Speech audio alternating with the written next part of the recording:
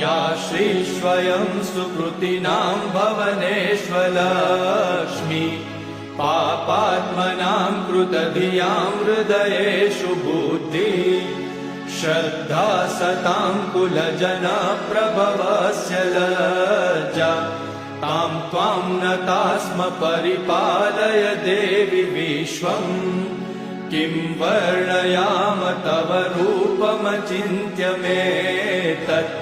किं चातिवीर्यमसुरक्षयकारि भूरि किं चाहवेषु चरितानि तवानियानि सर्वेषु देवसुरदेवगणादिकेषु हेतु समस्त जगतां त्रिगुणापि दोषे न ज्ञायसे हरिहरादिभिरप्यपारा।